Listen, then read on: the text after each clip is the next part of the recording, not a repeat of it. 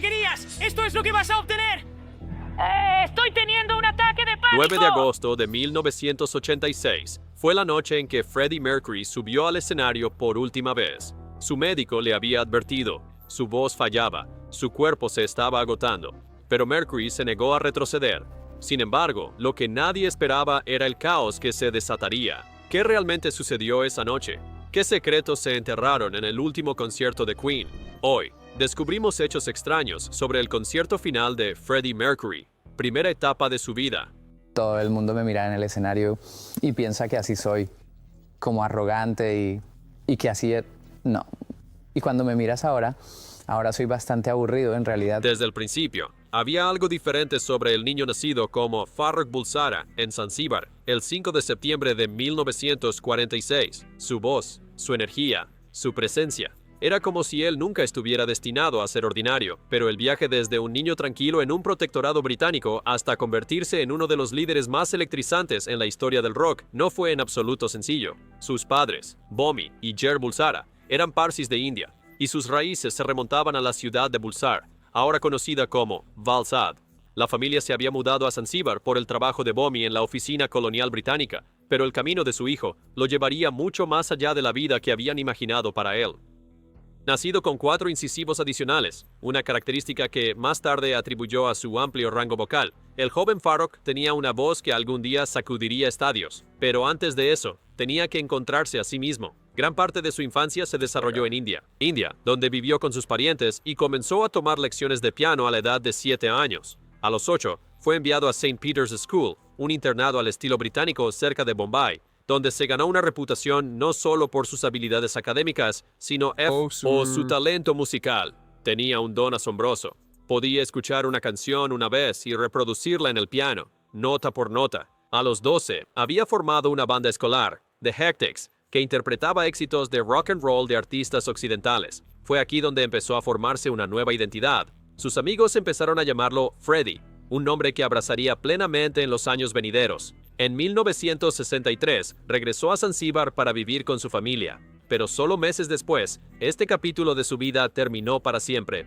En la primavera de 1964, mientras una violenta revolución arrasaba Zanzíbar, los Bulsara se vieron obligados a huir. Miles de personas fueron asesinadas y la familia no tuvo más remedio que dejar atrás todo lo que habían construido. Se reasentaron en Inglaterra, primero en Hamilton Close, luego en una casa modesta en Gladstone Avenue.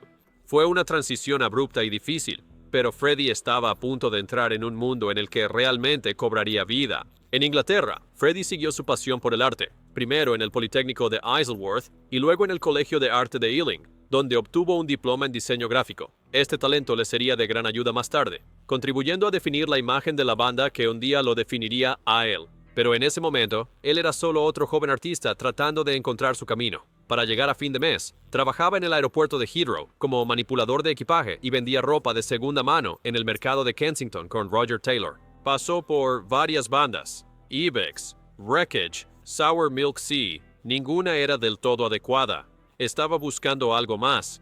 Luego, en abril de 1970, todo encajó de maneras que nunca había esperado. Freddie se unió al guitarrista Brian May y al baterista Roger Taylor, asumiendo el papel de cantante principal de su banda, Smile. Un año después, el bajista John Deacon se unió, completando la formación.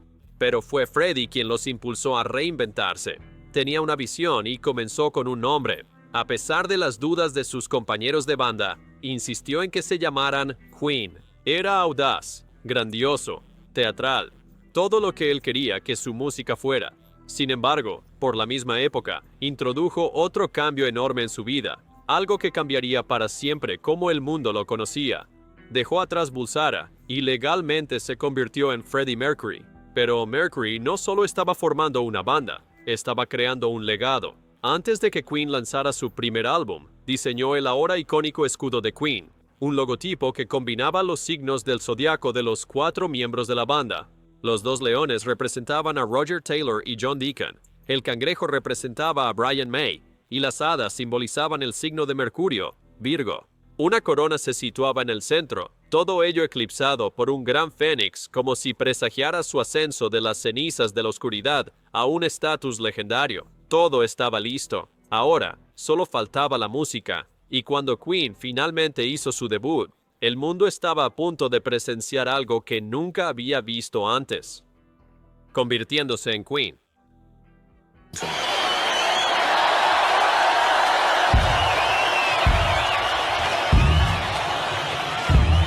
Incluso entre las mayores leyendas del rock, Mercury se destacaba solo. Su talento se extendía mucho más allá de los límites de los artistas ordinarios. Pero, ¿qué lo hacía realmente especial? Las respuestas están en los detalles que moldearon su carrera extraordinaria.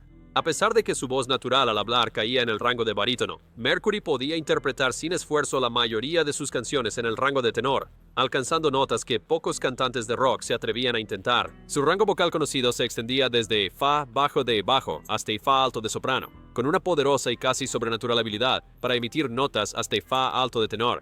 Eso ya es una hazaña impresionante, pero lo que hizo su voz realmente inigualable no fue solo su rango, fue la forma en que la usaba. El biógrafo David Brett una vez describió la voz de Mercury como escalando en pocos compases desde un profundo y ronco gruñido de rock hasta un tierno y vibrante tenor, para luego alcanzar un agudo y perfecto coloratura. En un momento estaba interpretando rock crudo y sin filtrar. Al siguiente, se deslizaba hacia lo operático cristalino. Era una habilidad que pocos cantantes podían dominar, y mucho menos alternar tan fácilmente. Pero, ¿qué tan rara era la habilidad de Mercury? Incluso sus compañeros músicos estaban asombrados. La soprano española, Montserrat Caballé, una de las más grandes vocalistas clásicas de todos los tiempos, una vez dijo: la diferencia entre Freddie y casi todas las otras estrellas de rock era que él vendía la voz. Para ella, su técnica era impecable, su ritmo perfecto, su colocación vocal extraordinaria. Podía cambiar sin esfuerzo entre registros, encontrando el matiz perfecto para cada palabra que cantaba. Incluso en una sala llena de las leyendas más grandes del rock, la voz de Mercury destacaba. Pero, ¿qué estaba sucediendo a nivel técnico que lo hacía sonar tan diferente? En 2016, un equipo de científicos se dispuso a responder precisamente esa pregunta. Dirigido por el profesor Christian Herbst, el equipo de investigación analizó el vibrato de Mercury, descubriendo algo asombroso. Era más rápido que el de la mayoría de los cantantes de ópera. Lo que fue aún más sorprendente fue que tenía una rara habilidad para usar subarmónicos, una técnica vocal que permitía que su voz resonara con una profundidad y textura que nadie más podía igualar. Para probar sus hallazgos, los investigadores incluso trajeron a un cantante de rock profesional para imitar el estilo de Mercury. No importaba cuán hábil fuera el vocalista, simplemente no podía replicar lo que Mercury podía hacer naturalmente. Pero Mercury no era solo un cantante, era una potencia en la composición de canciones. De las 17 pistas en Greatest Hits de Queen, él escribió 10, y no cualquier 10. Estamos hablando de Bohemian Rhapsody, Killer Queen, We Are the Champions, Somebody to Love, canciones que se han convertido en himnos que todavía se reproducen en todo el mundo hoy en día. Y aún así, Mercury nunca se limitó a un solo sonido. Su composición era audaz, cambiando sin esfuerzo del rockabilly al rock progresivo, del gospel al disco. En un momento, estaba creando intrincadas baladas de rock operático. Al siguiente, estaba escribiendo rock and roll sencillo, al estilo Elvis. Odio hacer lo mismo una y otra vez, dijo en 1986. Me gusta ver lo que está sucediendo ahora en la música, el cine y el teatro, e incorporar todas esas cosas. Y quizás lo más asombroso fue que, a pesar de componer algunas de las armonías más intrincadas en la historia del rock, Mercury admitió que apenas podía leer música. Tocaba sobre todo de oído, sentado al piano e instintivamente construyendo melodías que, de alguna manera, funcionaban cada vez. ¿Pero cómo? ¿Como alguien sin...?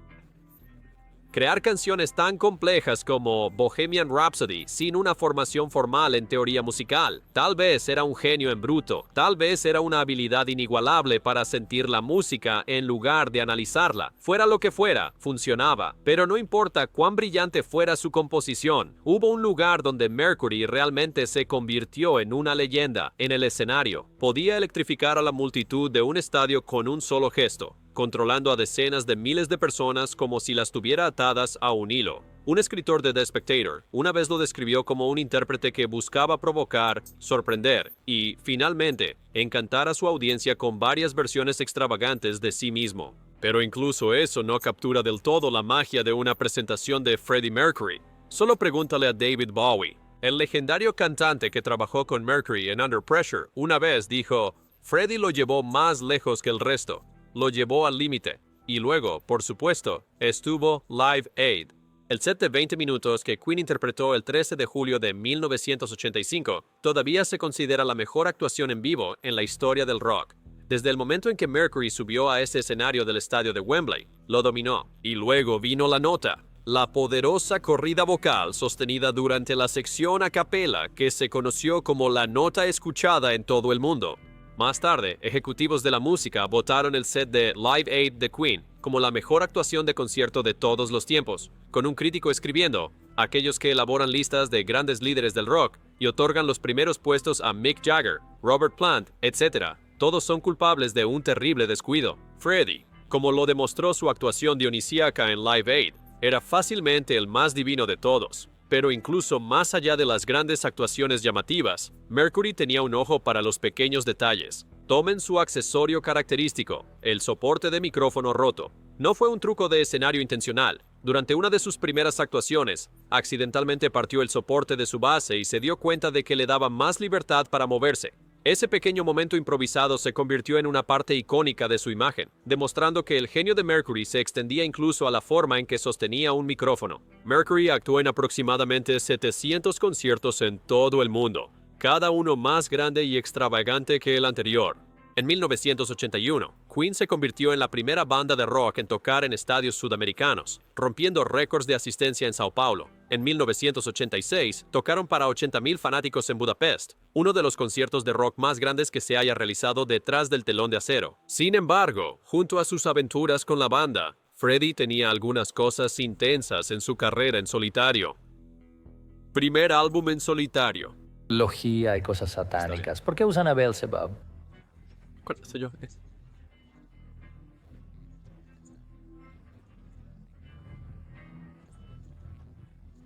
La carrera en solitario de Freddie fue un experimento audaz que lo llevó del rock a la ópera y del pop al espectáculo teatral. Pero, como siempre con Mercury, había más en la historia. El primer esfuerzo en solitario de Mercury llegó en 1972 bajo el inusual alias de Larry Lurex. En ese momento, Queen estaba grabando su álbum debut en Trident Studios cuando el ingeniero de la casa, Robin Jeffrey Cable, invitó a Mercury a prestar su voz a dos canciones, I Can Hear Music y Going Back. Las pistas fueron lanzadas juntas como un sencillo en 1973, pero el verdadero viaje en solitario de Mercury no comenzaría hasta más de una década después, y cuando lo hizo, fue nada menos que fascinante. En 1984, Mercury colaboró con el legendario productor Giorgio Moroder para la restauración de la película muda de Fritz Lang, Metropolis. El resultado fue Love Kills, una pista de alta energía impulsada por sintetizadores que alcanzó el puesto número 10 en la lista de sencillos del Reino Unido. Fue un vistazo de lo que estaba por venir, pero Mercury nunca estuvo interesado en jugar a lo seguro. Estaba a punto de lanzar un álbum en solitario completo, y resultaría ser explosivo, completamente diferente de todo lo que había hecho con Queen. Entra Mr. Bad Guy, lanzado en 1985. Era Mercury desatado, con su voz elevándose sobre ritmos de baile, exuberante orquestación y baladas dramáticas. Los críticos estaban divididos. Algunos lo consideraron un atrevido y aventurero cambio. Otros lucharon por compararlo con el sonido rockero de Queen. Sin embargo, a Mercury no le importaba. Este era su proyecto, su visión. No haré una gira en solitario ni me separaré de Queen, declaró. Sin los demás, no sería nada. Aún así, estaba orgulloso del álbum. Años más tarde, una versión remezclada de Living on My Own, una de las pistas destacadas, llegaría al número 1 en la lista de sencillos del Reino Unido en 1993, ganándole un premio Ivor Novello póstumo. Pero si Mr. Bad Guy sorprendió a algunos, el siguiente proyecto en solitario de Mercury rompió expectativas. En 1988, se asoció con la soprano española Montserrat Caballé para un álbum que mezclaba rock y ópera, dos mundos que nadie esperaba que colisionaran. Barcelona fue una obra maestra teatral, llena de grandiosas composiciones cinematográficas e impresionantes interpretaciones vocales. Algunos críticos no sabían qué pensar de ello. Uno incluso lo llamó el álbum más extraño del año. Pero la canción principal se convirtió en un éxito masivo, alcanzando el número 8 en el Reino Unido y convirtiéndose en un himno en España. Cuando Barcelona fue sede de los Juegos Olímpicos de Verano de 1992, la canción fue elegida como el tema oficial. Aunque Mercury había fallecido para entonces, Caballé la interpretó en vivo en la ceremonia de apertura con la voz de Mercury proyectada en una pantalla. Una última interpretación inquietantemente hermosa, y luego estuvo The Great Pretender. A Mercury siempre le habían gustado las teatralidades, y en 1987 él versionó el clásico éxito de los Platters, ofreciendo una interpretación dramática, casi autorreferencial de la canción. El sencillo alcanzó el número 5 en el Reino Unido, y su video musical, con Mercury en varios disfraces, burlándose juguetonamente de su propia imagen, se convirtió en un clásico instantáneo. Pero, ¿había un significado más profundo detrás de eso? Algunos fanáticos creen que era Mercury reconociendo la dualidad de su vida, el intérprete extravagante y seguro en el escenario, y el hombre más privado e introspectivo detrás de escena. La carrera en solitario de Mercury no se trataba solo de sus propios álbumes, sino que colaboraba constantemente, prestando su voz a una amplia gama de artistas. En 1986, grabó 2 canciones para el musical de ciencia ficción de Dave Clark, Time, y cuando el legendario Laurence Olivier escuchó las voces de Mercury, supuestamente dijo: "Ahora, querido muchacho, hay un actor". Mercury estaba encantado. También se suponía que iba a grabar con Michael Jackson, pero después de grabar maquetas para State of Shock, Victory y There Must Be More to Life Than This, el proyecto se desmoronó. Algunos dicen que las diferencias creativas se interpusieron. Otros susurran que la aversión de Mercury al comportamiento cada vez más excéntrico de Jackson jugó un papel. Sea cual fuere la razón, solo una de sus canciones vería la luz décadas después, cuando There Must Be More to Life Than This fue reeditada y lanzada en la compilación Queen Forever de Queen en 2014. Pero luego estaba su vida personal, un tema rodeado de tanto drama como su música, vida personal.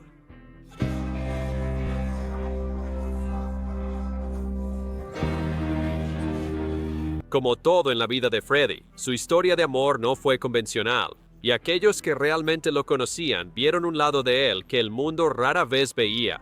En el corazón de sus relaciones más profundas estaba Mary Austin. Antes de que Queen existiera, allá por 1969, Mercury conoció a la mujer que se convertiría en su mayor compañera. Ella tenía 19 años, él tenía 23, y su vínculo fue inmediato. Durante años vivieron juntos en un pequeño apartamento en West Kensington, construyendo una vida antes de que la fama cambiara todo. Pero a mediados de los años 70, Mercury se enfrentaba a algo que ya no podía ignorar: su atracción por los hombres. En diciembre de 1976, se sentó con Mary y le dijo la verdad. Terminó su relación romántica, pero no lo separó. De hecho, su conexión solo se profundizó de otra manera. Mercury compró a Mary su propia casa cerca de la de él, asegurándose de que siempre estuviera cerca. "Todos mis amantes me preguntaron por qué no podían reemplazar a Mary", dijo una vez, "pero es simplemente imposible. Para mí, ella era mi esposa de hecho". Y si alguien dudaba de su devoción, su testamento lo dejaba claro. Le dejó su lujosa mansión con jardín en Kensington, diciendo: "Habría sido mi esposa, y de todas formas habría sido tuya". Pero Freddie Mercury no era un hombre destinado a la soledad. Después de dejar atrás a Mary, se sumergió en una serie de relaciones que definieron diferentes etapas de su vida. En Múnich, lejos de las miradas indiscretas de los medios, vivía libremente, explorando la vida nocturna de la ciudad y abrazando su sexualidad sin restricciones. Allí, se enamoró de Winfried Winnie Kirchberger, un restaurador alemán que le dio una sensación de normalidad en medio del caos de la fama. Fue apasionado, intenso y profundamente significativo, tanto así que Mercury llevaba un anillo de bodas de plata que Kirchberger le había dado. En las notas del álbum Mr. Bad Guy, Mercury incluso le agradeció por el hospedaje, un discreto reconocimiento a su tiempo juntos. Aquellos que conocieron a Mercury durante esos años describieron a Kirchberger como el gran amor de su vida en Alemania, pero su romance, como tantos otros, eventualmente se desvaneció. Y luego llegó Jim Hutton. Hutton, el hombre que estaría con Mercury hasta el final, un peluquero irlandés con una presencia tranquila y estable. Hutton era diferente a cualquiera con quien Mercury había estado antes. Su relación comenzó en 1985, y desde afuera, podría haber parecido solo otro capítulo en la vida amorosa de Mercury. Pero esta vez fue diferente. Mercury llamaba a Hutton su esposo, y en 1986, Hutton le dio un anillo de matrimonio de oro, uno que Mercury llevó hasta el día de su muerte. Cuando la salud de Mercury declinó, Hutton fue quien lo cuidó, permaneciendo a su lado durante los momentos más dolorosos, e incluso después de que Mercury se fue. Houghton llevó consigo su amor, mudándose al bungalow que habían construido juntos en Irlanda. Pero las relaciones de Mercury no solo se trataban de romance, sus amistades eran igual de intensas, dramáticas e inolvidables. Una de las más legendarias fue su vínculo con el DJ de radio Kenny Everett. Su primer encuentro en 1974 sentó las bases de una amistad escandalosa e impredecible entre dos de las personalidades más extravagantes de Gran Bretaña. Everett fue quien ayudó a impulsar Bohemian Rhapsody en las listas, tocando la canción de 6 minutos 14 veces en un solo fin de semana en Capitol Radio, a pesar de que aún no había sido aceptada oficialmente. Los fanáticos llamaban por miles, desesperados por saber cuándo se lanzaría la canción. Everett y Mercury fueron inseparables durante años, navegando juntos por la fama, el exceso y la salvaje vida nocturna de Londres. Pero, como muchas de las relaciones de Mercury, su amistad pasó por un momento difícil. Para 1985 se habían distanciado, y su vínculo se tensó aún más cuando Everett fue expuesto en la autobiografía de su exesposa. No fue hasta que ambos fueron mayores que se reconciliaron en 1989, demostrando que, sin importar el tiempo perdido, su amistad nunca desapareció realmente. Luego estaban las amistades que duraron toda la vida. Elton John, un compañero icono del rock, fue uno de los amigos más cercanos de Mercury. Incluso en los últimos días de Mercury, su generosidad nunca flaqueó. Sabiendo cuánto amaba Elton al pintor del siglo XIX, Henry Scott Tuke, Mercury organizó que una de las acuarelas de Tuke le fuera entregada en Navidad, solo semanas después de que Mercury había fallecido. Pero con todo el amor y la lealtad que Mercury daba a quienes lo rodeaban, el mundo siempre estaba especulando sobre él. Su sexualidad era un tema de constante curiosidad, susurrado en los tabloides, insinuado en entrevistas, pero nunca abordado completamente, al menos no de la manera que la prensa quería. No ocultaba quién era, pero también se negaba a ser definido por ello. No le interesaban las etiquetas ni las explicaciones. El concierto final.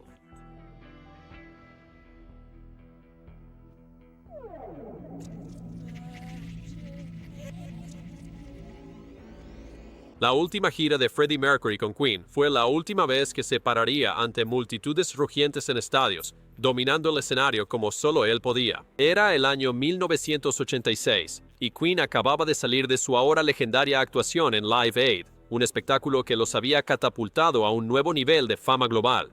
Los fans estaban ansiosos por más, y Mercury, a pesar de todo lo que ocurría tras bambalinas, estaba listo para darlo. Con 26 conciertos por toda Europa, esta fue la gira más larga y ambiciosa de la banda hasta ese momento. Tomó 4 semanas de ensayos para perfeccionarla, un proceso agotador, pero necesario para el espectáculo que estaban a punto de desatar. Sin embargo, a pesar de la enorme anticipación, los promotores estaban indecisos. ¿Podría Queen seguir llenando estadios? ¿Aparecerían los fanáticos en la cantidad que necesitaban? La respuesta llegó rápidamente. La demanda de entradas se disparó, agotando las localidades casi al instante.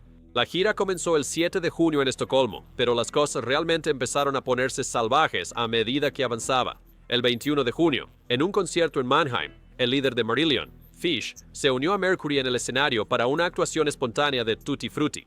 Pero no todos los conciertos fueron tranquilos. El espectáculo del 5 de julio en Slane Castle, Irlanda, fue caótico. El mal tiempo y la violencia de la multitud amenazaron con descarrilar el evento, pero Queen resistió. Unos días después, en el St. James's Park de Newcastle, Mercury tuvo que abordar los crecientes rumores de que la banda se estaba separando. Con absoluta certeza, los negó en el escenario, aunque mirando hacia atrás, fue una de las últimas veces que lo haría. Luego vinieron los mayores shows de la gira, 2 noches consecutivas en el estadio de Wembley. La primera noche, el 11 de julio, fue recibida con fuertes lluvias, pero eso no impidió que 72,000 fanáticos asistieran. La demanda fue tan alta que Queen agregó una segunda noche, tocando ante otro público con entradas agotadas el 12 de julio. Después de Wembley, Queen hizo historia una vez más. El 27 de julio, se convirtieron en la primera gran banda de rock en tocar detrás del telón de acero, actuando en el Népstadion de Budapest ante un público agotado de 80,000 personas. En uno de los momentos más conmovedores de la noche, Mercury interpretó una versión acústica de una canción folclórica húngara. Tabasi vendió el cunículo. Leyendo las letras en su palma, el público quedó atónito. Luego vino la última noche, Knebworth, el 9 de agosto. 120,000 fanáticos se reunieron para lo que, sin saberlo, sería el último concierto de Queen con Mercury. El escenario era enorme, 5.000 amplificadores, 8 millas y media de cable y una imponente pantalla de video de 20 por 30 pies. El espectáculo fue eléctrico, inolvidable, pero hubo un trágico descuido. Nadie recordó grabar la actuación. Las únicas imágenes que quedan provienen de grabaciones hechas por el público con cámaras de mano, aunque se conserva una versión de audio. Aún así, quienes estuvieron allí insisten en que fue uno de los mejores espectáculos de Queen de todos los tiempos. Sin embargo, en ese momento, nadie conocía la realidad de la situación. La tragedia golpea.